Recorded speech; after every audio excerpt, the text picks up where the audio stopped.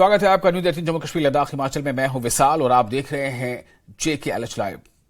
कालाकोट राजौरी के बरोह के इलाके में सुरक्षा बलों का ऑपरेशन जारी है। सुरक्षा बलों और आतंकवादियों के बीच मुठभेड़ कल देर रात शुरू हुई थी। इलाके में अज्ञात व्यक्तियों की आवाजाही के बारे में लगातार खुफिया जानकारी मिलने के बाद सुरक्षा बलों ने इलाके में तलाशी अभियान शुरू किया। तलाशी अभियान के दौरान आतंकवादी जंगली इलाके में छिपे हुए थे। सुरक्षा बलों पर फायरिंग की। इसके बाद सुरक्षा बलों ने तुरंत जवाबी कार्रवाई की। सुरक्षा बलों ने इलाके को घेरे में ले लिया है और ऑपरेशन जारी है। बरोह के वन क्षेत्र में 2 से 3 आतंकियों के छिपे होने की आशंका है। इलाके में सुरक्षा बलों का बड़े पैमाने पर ऑपरेशन चल रहा है। इस बीच ADGP जम्मू भी वहां मुठभेड़ स्थल पर पहुंचे हैं।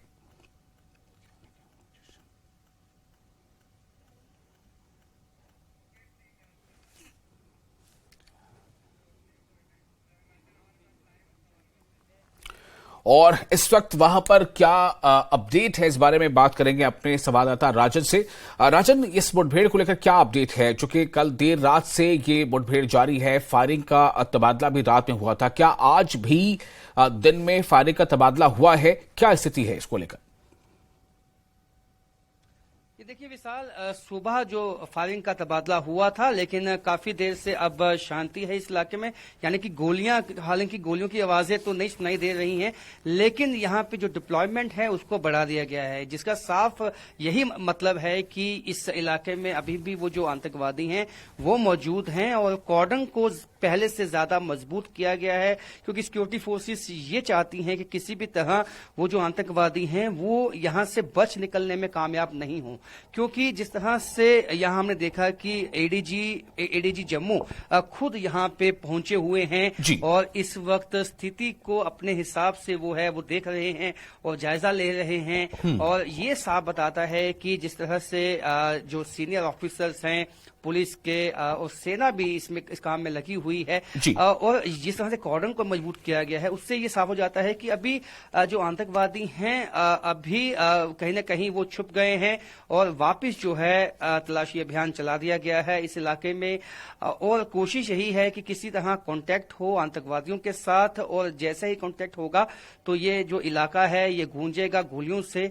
और जिस तरह से ये पहले ही हमने सुबह कहा कि इस इलाके में पहले से ही इंटेलिजेंस इनपुट था कि कुछ आतंकवादी जो हैं वो छुपे हुए हैं और उसी इनपुट पे ही जो है सेना और पुलिस ने कार्रवाई करते हुए कल से ही ये इनकाउंटर की शुरुआत हुई थी। आज दूसरा दिन है, लेकिन ऐसा लगता है कि ये जो इनकाउंटर है ये लंबा खिंच सकता है, क्योंकि जिस तरह से अभी कॉर्डन को मजबूत किया गया है, रीडिप्लॉयड जो डिप्लॉयमेंट है वो बढ़ा दी गई है, उससे यही मालूम होता है कि जो ये जंगल का इलाका है इसमें अभी और ज्यादा चैलेंजेस जो हैं वो आने वाले हैं सिक्योरिटी फोर्सेस के लिए।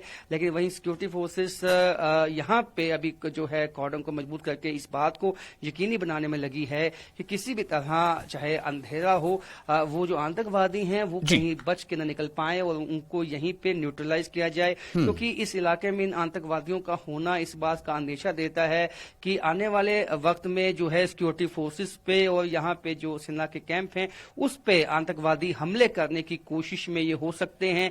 इस तरह के भी इनपुट्स हैं कि जो पाकिस्तानी जो आतंकवादी इस इलाके में आए हैं वो इस पीर पंचाल के इलाके में एक्टिव हैं और यहाँ पे हाइडआउट्स भी उन्होंने बनाए हैं और उनके पास असला भी बहुत ज्यादा है। और ये इसलिए मैं कह रहा हूं कि जिस तरह से 2 या 3 दिनों तक जो है इनके पास ऐसा असला होता है कि ये मुकाबला करे सिक्योरिटी फोर्सेस का, तो ऐसे में ये हम मान के चलते हैं कि ये अपने साथ खाने पीने की भी चीजें और बाकी जो सामान है वो भी साथ लेकर चलते हैं, ताकि जो है ये 2 से 3 दिन तक जो है वो मुकाबला कर सके सिक्योरिटी फोर्सेस का। वहीं सिक्योरिटी फोर्सेस की ये कोशिश है कि किसी भी तरह जो है इनको जल्द से जल्द न्यूट्रलाइज किया जाए, क्योंकि ये बड़ा नुकसान जो है ये पहुंचा सकते हैं। ये राजन, मेरा सवाल है कि यहाँ पर ये आपने बताया कि सुबह में गोलियों का तबादला हुआ था, यानी कि दोनों तरफ से फायरिंग हुई थी और काफी देर से बिल्कुल जो है शांति है, यानी कि कोई फायरिंग नहीं हो रही है खासतौर से आतंकियों की तरफ से।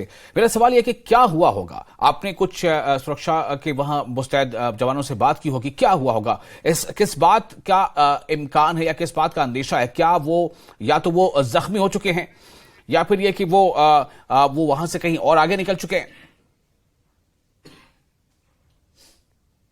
लगता है राजन तक हमारी आवाज नहीं पहुंच पा रही। अब कोशिश करेंगे दोबारा राजन से जोड़ने के लिए। फिलहाल आपको हम बता दें कि कल देर रात से ये जो ये मुठभेड़ जारी है और आज सुबह तक भी फायरिंग का तबादला हुआ है, लेकिन पिछले 3-4-5 घंटों से जैसा अभी राजन ने बताया क्रॉस फायरिंग नहीं हुई है। इससे ये अंदाजा किया जा सकता है कि या तो जो आतंकी हैं वो कहीं आगे और निकल गए हैं, या फिर ये कि वो जो है वो जख्मी है या फिर भागने पर मजबूर हुए हैं।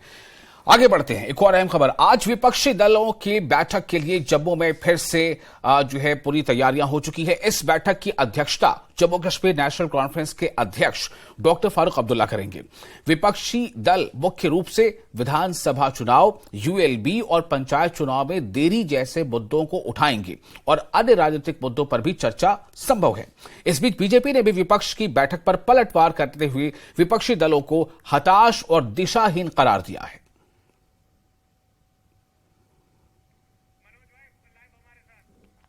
और इस खबर पर हमारे साथ ज्यादा जानकारी के साथ जुड़ चुके हैं हमारे साथ हमारे वरिष्ठ सहयोगी बनोज जी। ये जो बैठक है, अब मुझे लगता है कि कुछ ही समय रह गया है बैठक के शुरू होने में। आप हमें बताएं कि इस बैठक को लेकर क्या चर्चा चल रही है। क्या इस बैठक के बारे में कोई बाकायदा विपक्षी दलों की तरफ से कुछ बातें कही गई हैं कि हम ये बैठक क्यों कर रहे हैं? हाँ देखें विशाल, जहाँ तक इस मीटिंग का ताल्लुक है, मीटिंग 2:30 बजे शुरू होनी है। हम बिल्कुल उस वेन्यू के पास है और लीडर्स का आना शुरू हो चुका है। कांग्रेस के जो जम्मू कश्मीर के प्रेसिडेंट है वकार रसूल वानी, वो यहाँ पहुंच चुके हैं और अभी मीडिया से बात कर रहे हैं। पहले में हम सुनेंगे कि उनका क्या कहना है, वो क्या किस तरह का प्रोग्राम है, क्या इस मीटिंग में डिस्कस होने वाला है, तो उसके लिए भी रणनीति तैयार करेंगे। सर आपका मेन मुद्दा ये रहेगा कि जो इलेक्शन अभी डेफर हुए हैं, अभी इलेक्शन नहीं हो रही हैं, वो चीज मीटिंग में डिस्कस है।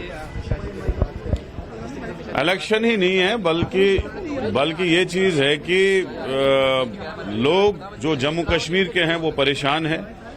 ये जो अनडिक्लेयर्ड इमरजेंसी, नवंबर में इस इमरजेंसी को 10वां साल चढ़ेगा जो बीजेपी ने लगाया है। यहां बेरोजगारी तूफान की है, यहां महंगाई तूफान की है। अभी इन्होंने यूएलबी और पंचायत इलेक्शन भी डेफर किए हैं। असेंबली इलेक्शन 18 जून 2018 से ड्यू हैं, तब से कर नहीं रहे हैं। तो इन चीजों को लेके यहाँ डिस्कस होगा और जो लोगों के मसले मसाइल होंगे, जो लोगों की परेशानियां हैं, वो डिस्कस करेंगे और उनको लेके हम आगे कैसे बढ़ेंगे, यही मीटिंग है आज।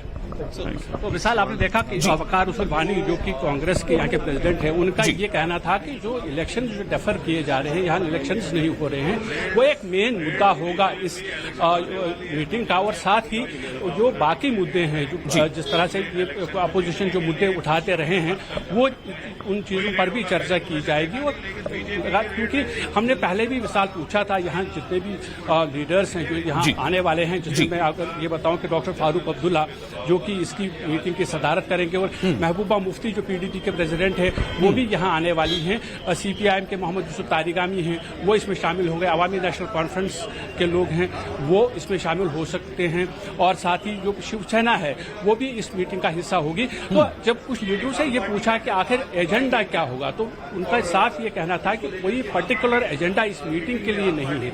यानी क्या इलेक्शंस का मुद्दा हो, उस पर ज्यादा बात होगी, या कुछ और बाकी मुद्दे हैं उन पर बात की जाएगी। तो जैसा वकार रसूल वानी का कहना था, उन्होंने ये कहा कि जो डेफर किए गए इलेक्शन से ऐसा माना जा रहा है कि यूएलबी और पंचायत पोल्स नहीं होंगे इस साल, तो वो चीजें जो हैं वो चीजें वो हाईलाइट करेंगे। साथ ही जो बाकी लोकल मुद्दे हैं, जो लोगों के मुद्दे हैं, वो भी उठाएंगे। लेकिन बनो सवाल यहाँ पर यह है कि इससे पहले भी इस तरह की मीटिंगें हो चुकी हैं अपोजिशन जमातों की, और ये अलग बात है कि ये मीटिंग इस बार जम्मू में हो रही है, पहले कश्मीर में हुई थी।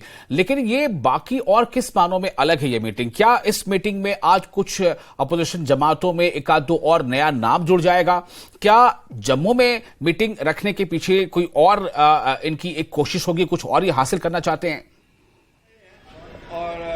देखिए, अगर हम पिछली मीटिंग की बात करें साल, तो उसमें भी यही लगभग सारे दल शामिल हुए थे, यही पार्टियां शामिल हुई थी। लेकिन उसका एक पर्टिकुलर एजेंडा था। उसका एजेंडा ये था कि जम्मू कश्मीर में चुनाव क्यों नहीं कराए जा रहे हैं। और जब वो मीटिंग खत्म हुई थी, तो उस मीटिंग के बाद जब प्रेस ब्रीफिंग हुई थी, तो उसमें ये फैसला लिया गया था, कहा गया कि मीटिंग में ये फैसला लिया गया कि एक डेलीगेशन बनाया जाएगा, जो delegation election commission of India से मिलेगा, election commissioner, chief election commissioner से मिलेगा और उनको एक ज्ञापन देगा। उनसे ये कहा जाएगा कि जम्मू कश्मीर में जल्दी से जल्दी चुनाव कराएं। लेकिन आज की ये जो मीटिंग है विशाल, इसमें इस तरह का कोई पर्टिकुलर एजेंडा नहीं है। इसमें सिर्फ ये कहा गया है कि जिस तरह से ये खबरें गश्त कर रही हैं कि यूएलबी और पंचायत के चुनाव भी इस साल नहीं होंगे, जैसा कि इशारे मिले थे। जो यहाँ के स्टेट इलेक्शन कमिश्नर जो हैं उन्होंने ये कहा था कि हो सकते हैं चुनाव, हालांकि अभी बाज़ाब्ता तौर पर कोई ऐलान इलेक्शन कमीशन की तरफ से ये नहीं हुआ है कि यूएलबी और पंचायत के चुनाव इस साल के आखिर में नहीं होंगे। ना ही ऐलान हुआ था और ना ही उनको मुलतवी करने का कोई स्टेटमेंट आया है। लेकिन कुछ ऐसी खबरें गश्त कर रही हैं कि यहाँ पार्लियामेंट और जो यूएलबी और पंचायत के जो चुनाव होने वाले हैं वो शायद नहीं कराए जाएंगे।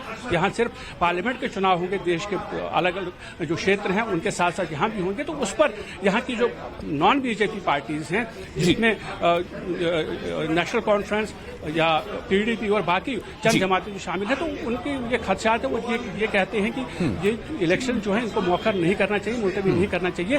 तो वो एक मेन मुद्दा इस मीटिंग का होगा। लेकिन बाकी के जो आवाम के मुद्दे हैं, जैसे प्रॉपर्टी टैक्स का मामला है या फिर जो यहाँ पर बेरोजगारी का मसला है, महंगाई का मुद्दा है, तो इस तरह के मुद्दे जो हैं, स्मार्ट मीटर्स का इशू है, तो वो जो चीजें हैं, वो जो मुद्दे हैं, उन पर भी यहाँ बातचीत हो सकती है। जी मनोज, एक सवाल और कि इससे पहले जो मीटिंगें थी, इससे पहले खासतौर से इस मीटिंग के बारे में भी ये बात पहले आ रही थी कि ये मीटिंग डॉक्टर फारूक अब्दुल्ला के रिहाइश पे हो सकती है, लेकिन फिर ये हुआ कि प्राइवेट होटल में ये मीटिंग होगी और ये मीटिंग जम्मू में हो रही है।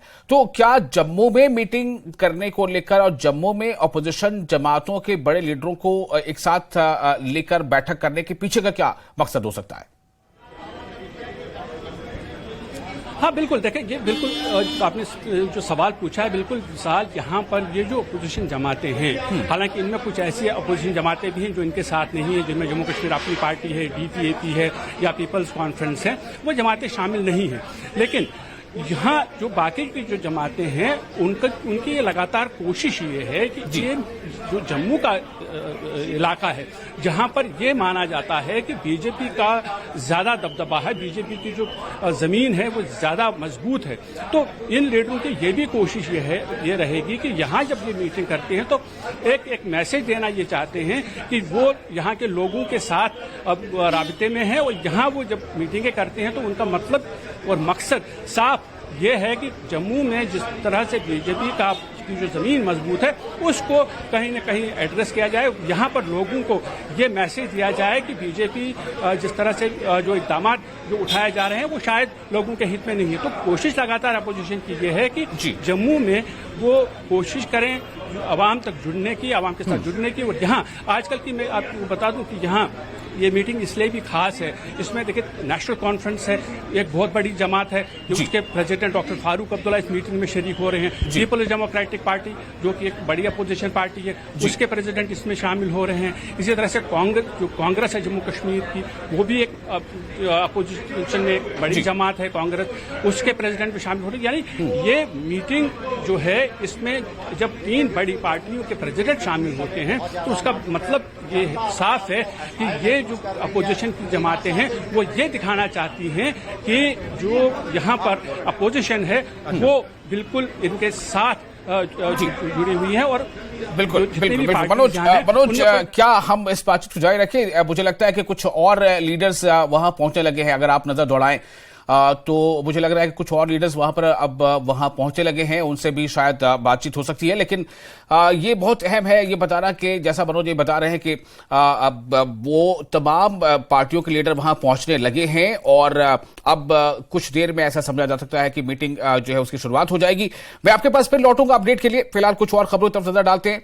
तो ये काफी अहम खबर इस वक्त जम्मू कश्मीर के लिए बता रहे हैं आपको। जम्मू कश्मीर में जो अपोजिशन जमातें हैं, हालांकि उसमें तमाम जमातें नहीं है, कई पार्टियों उसमें जेकेपीसी उसमें नहीं है, उसमें अपनी पार्टी नहीं है, लेकिन फिर भी कई सवाल ऐसी जमातें से पीडीपी है, कांग्रेस है, नेशनल कॉन्फ्रेंस है, जम्मू कश्मीर अवामी कॉन्फ्रेंस है, ऐसी कई जमातें हैं और शिवसेना है जो बाला साहब उद्धव ठाकरे वाला जो फैक्शन है, तो वो तमाम जमातें आज इकट्ठा हो रही हैं। क्या कुछ होगा इस पर आपको आगे अपडेट करते रहेंगे। मीटिंग की शुरुआत अभी हुई नहीं है, नेताओं के पहुंचने का सिलसिला शुरू हो चुका है।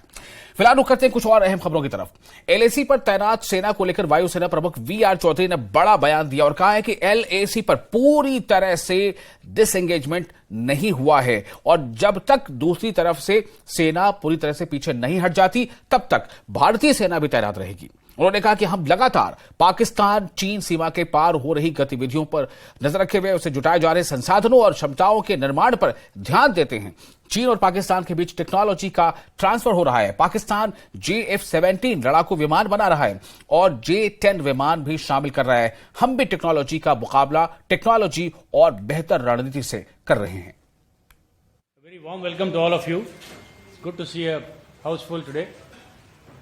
It's indeed a great opportunity for me to be here today before you to share my thoughts and greet the entire Indian Air Force and the nation on the 91st anniversary of the Indian Air Force. The Air Force Day is a momentous occasion for all air warriors as we reaffirm our pledge to protect the nation's sovereignty and integrity.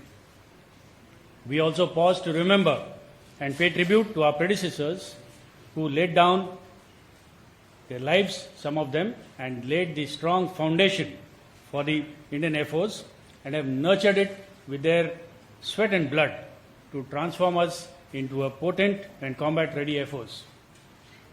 This annual landmark event allows us to assess the achievements of the year gone by and set new targets for the future. Owing to the volatile and uncertain geopolitical landscape in our region, the need to have a strong and credible military has become an imperative. The Indo-Pacific region is the new economic and strategic center of gravity of the world and offers us both challenges and opportunities. The Indian Air Force, with its inherent capability to see the farthest, reach the fastest, and hit the hardest, will be critical in mitigating these challenges and will remain a fulcrum in projecting India's might in the region. Indian Air Force has played an important role in all the fought by our country, undertaken punitive airstrikes when called upon, extricated our diaspora from conflict zones, and provided succor and relief through HADR missions within and beyond our boundaries. और जम्मू कश्मीर की उपराज्यपाल मनोज सिन्हा ने लाल चौक श्रीनगर में यशस्वी CRPF all women bike expedition के flag of समारोह में हिस्सा लिया। इस मौके पर एलजी ने कहा कि हम अपने देश को लगभग सभी क्षेत्रों में नई ऊंचाइयों को छूते हुए देख रहे हैं। महिलाएं सशक्त होने पर समाज में महत्वपूर्ण भूमिका निभाती हैं, उनमें समाज में सकारात्मक बदलाव लाने की शक्ति होती है। जैसा कि आपको पता है, ये आज़ादी के अमृत काल में यह वर्ष नारी शक्ति के वर्ष के नाम से मनाया जा रहा है। तो इसमें महिलाओं का यहाँ से जाना उस नारी शक्ति को उजागर करता है। साथ ही साथ में जो माननीय प्रधानमंत्री जी की और योजनाएं हैं, बेटी पढ़ाओ बेटी बचाओ, महिला उत्थान के लिए जो हमारा बिल पास हुआ है 33% महिलाओं का, ये उस सब को मिला जुला कर उन सब मैसेज को जनरल आवाम में पहुंचाने का एक उद्देश्य है। ये सिक्योरिटी फोर्सेस की उपलब्धि के अलावा यहाँ की आम जनता और आवाम की उपलब्धि भी है। आप सबके सहयोग के बिना शांति नहीं आ सकती थी। अब ये नया कश्मीर जो हम रोज देखते हैं सुनते हैं, ये उसका एक शुरुआत है और आने वाले टाइम में यहाँ और अच्छा ही होगा, ये मेरा मानना है। और आप सब इसमें हमारा सहयोग देंगे, साथ देंगे हमेशा। और जम्मू कश्मीर में जोजिला के पास ताजा बर्फबारी होने से रास्ते बंद हो गए। जोजिला दर्रे की चोटियों पर बर्फ भी जम गई है। यह रास्ता कश्मीर को लद्दाख से जोड़ता है और सामरिक दृष्टि से बेहद अहम है। बीआरओ की टीम रास्ते को सुचारू बनाए रखने में जुटी है ताकि रास्ते को सुचारू रखा जा सके, इसे बहाल किया जा सके। कश्मीर घाटी में तापमान में लगातार गिरावट आ रही है। उसकी मेन वजह यह है कि पहाड़ों में बर्फबारी होना शुरू हो चुकी है। मेरे पीछे मेरे कैमरामैन बशीर लोन आपको दिखाएंगे कि ये पहाड़ियां जोजिला की हैं जो कश्मीर को लद्दाख से जोड़ती हैं, और यहाँ पर बर्फबारी होने का मतलब है कि कश्मीर में ठंड जो है मौसम शुरू हो चुका है। इससे न केवल सयाह कश्मीर की तरफ रागिब होंगे, बल्कि जो लोग कश्मीर में ठंड का मजा लेने आते हैं वो भी इन तस्वीरों को देख के ललचाएंगे। ये जो पास है ये कश्मीर को लद्दाख से जोड़ता है और सुरक्षा बलों के लिए ये एक बहुत अहम लोकेशन है, क्योंकि यहाँ पर तेज हवाएं चलती हैं और यहाँ से लद्दाख जो है वो कनेक्ट होता है। और लद्दाख में क्योंकि फोर्सेस का होना बहुत जरूरी है, जब से गलवान क्लैश हुआ है तो ये एक लाइफलाइन की तरह एक्ट करता है, जहां पर बीआरओ लगातार ये प्रयास कर रहा है कि कम से कम समय में यहां पर सड़क को खोला जाए और लगातार ओपन रखा जाए। पिछली बार 68 डेज में उन्होंने ये जोजिला का रास्ता खोला था, जो पहले 6 महीने 5 महीने तक बंद रहता था। इस बार भी आप देख सकते हैं कि मेरे चेहरे पर अभी भी कुछ बर्फबारी जो है यहाँ पर हो रही है, हल्की सी हवाएं चल रही है, ठंडी हवाएं हैं, और आप देख सकते हैं कितना खूबसूरत मंजर है। लेकिन इसके साथ साथ ये मंजर जो है कश्मीर में ठंड का दस्तक जो है वो दे रहा है, और आगे आने वाले समय में मौसम विभाग का ये कहना है कि और बर्फबारी होगी और ऐसे इलाकों में जो है लगातार तापमान गिरता रहेगा। बशीर लोन के साथ दिशनवानी, जोजिला, न्यूज़ 18। और LAHDC करगिल का 5वां चुनाव अभियान समाप्त हो गया है। इस क्षेत्र में कांग्रेस और नेशनल कॉन्फ्रेंस के मुत्तहिदा महाज और भारतीय जनता पार्टी के बीच कड़ी टक्कर बताई जा रही है। यूटी प्रशासन ने चुनाव की पूरी तैयारी कर ली है। पेश है नूरुल इस्लाम की यह खास रिपोर्ट। 2 महीने की ताखीर ने करगिल के तरक्याती कामों को भी काफी मुतासर किया। मॉडल कोड ऑफ कंडक्ट की वजह से लद्दाख में तरक्याती कामों की पेशरफ्त में और नए काम भी मुतासिर हुए। इंतखाबात में ताखिर की वजह लद्दाख यूटी इंतजामिया के नेशनल कॉन्फ्रेंस को चुनाव निशान हल को न देना था। हाईकोर्ट के हुक्म के बावजूद लद्दाख यूटी इंतजामिया ने नेशनल कॉन्फ्रेंस को हल निशान नहीं दिया और मजबूर होकर नेशनल कॉन्फ्रेंस के उम्मीदवारों ने बतौर आजाद उम्मीदवार फॉर्म भरा। इसके बाद सुप्रीम कोर्ट ने नेशनल कॉन्फ्रेंस को अपना चुनाव निशान हल वापस दिया और लद्दाख यूटी इंतजामिया को अदालत का वक्त जाया करने पर 1 लाख रुपए का जुर्माना भी लगाया। अदालत ने इलेक्शन अथॉरिटी लद्दाख के नोटिस को गलत करार दिया और दोबारा इलेक्शन नोटिफिकेशन निकालने का हुक्म दिया। कौंसलर के हाथ में पूरा एडमिनिस्ट्रेशन है सर।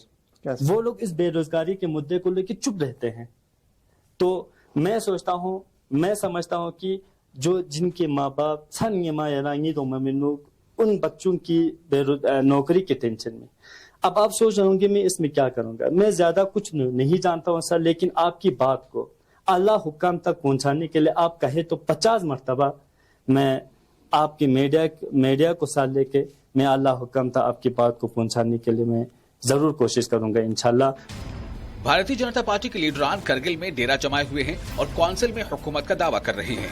इंतखाबात में अपनी पकड़ को मजबूत बनाने के लिए मरकज के वुज़रा भी करगिल का दौरा कर रहे हैं। उधर नेशनल कॉन्फ्रेंस और कांग्रेस ने भारतीय जनता पार्टी को करगिल से बाहर करने के लिए इत्तेहाद बनाकर इलेक्शन लड़ने का फैसला किया है। वहीं आम आदमी पार्टी ने भी अपने 4 उम्मीदवार मैदान में उतार दिए हैं, जबकि भारतीय जनता पार्टी ने 17, नेशनल कॉन्फ्रेंस ने 17 और कांग्रेस ने 22 उम्मीदवार मैदान में उतारे हैं। इसके अलावा 25 आजाद उम्मीदवार मैदान में हैं। आप कह सकते हैं कि एक मौका मिला, दोबारा नोटिफिकेशन निकला, कोर्ट का जो मसला हुआ आप जानते हैं सुप्रीम कोर्ट में, उसके वजह से मेरे जितने भी बुजुर्ग लोग थे या मेरे सलाहकार थे वो मेरे से मिले, मेरे सामने आए, मेरे से डिस्कस किया कि आपने पहली बार फर्स्ट टाइम आपने मैंडेट पे भरा है, अब हम आपको सजेशन देते हैं। जिस तरह हम डोर टू डोर गए हैं, हमने हालात देखा है, हमें किसी भी तरह इस सीट को जीतना है तो एक फ़ैसला लेना पड़ेगा। आप लोगों को हमारा बात मानना पड़ेगा। आप प्लीज़ कोशिश कीजिए कि आप आज़ाद पे निकलें। तो मेरा मानना ये है, पहला जो मैंने फॉर्म भरा उस वक़्त मैंने पार्टी का मैंडेट लिया, दूसरा जो मैंने फॉर्म भरा इंडिपेंडेंट उस वक़्त मैंने पब्लिक का मैंडेट लिया। लद्दाख में नेशनल कॉन्फ्रेंस और कांग्रेस के मुश्तरका जलसे की बजाय अलग अलग जलसे और रैलियां हो रही हैं। वहीं भारतीय जनता पार्टी भी अपने आला क़यादत के साथ जगह जगह दौरे कर रही है, लेकिन अभी तक बीजेपी की कोई बड़ी रैली नहीं हुई है। वहीं दूसरी जानिब कांग्रेस ने अपनी पकड़ को मजबूत बनाने के लिए राहुल गांधी को लद्दाख भेजा और नेशनल कॉन्फ्रेंस ने उमर अब्दुल्ला समेत पार्टी के सीनियर लीडरों को इंतखाबी मुहिम के लिए लद्दाख भेजा।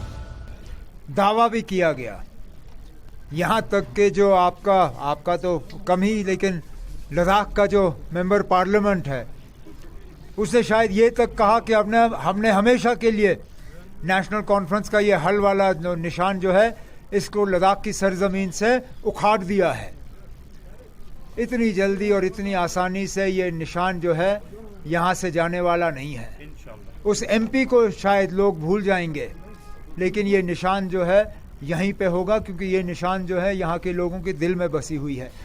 इस इंतखाबी दौर में सियासी जमातें एक दूसरे पर इल्जामात लगाने का कोई भी मौका नहीं छोड़ रही हैं। खुशी की बात यह है, करगिल वालों को पहली बार एनसी और कांग्रेस के बगैर एक ऑप्शन बीजेपी दे रहा है और विकास की बुनियाद पे दे रहा है। मैंने मीडिया के माध्यम से बार बार कहा, बीजेपी इस कारगिल के काउंसिल इलेक्शन में आ रहा है तो हम डेवलपमेंट की गारंटी लेके आ रहे हैं, हम करप्शन की गारंटी नहीं लेके आ रहे हैं। दूसरी जमात चाहे नेशनल कॉन्फ्रेंस हो चाहे कांग्रेस हो, कभी बोलते हैं कि कोलिशन में लड़ रहा है, कभी बोलते हैं कि हम अलग लड़ रहा है, कभी बोलते हैं कि दोनों को नहीं जीतने देंगे। ये तरह तरह की बात कर रहा है।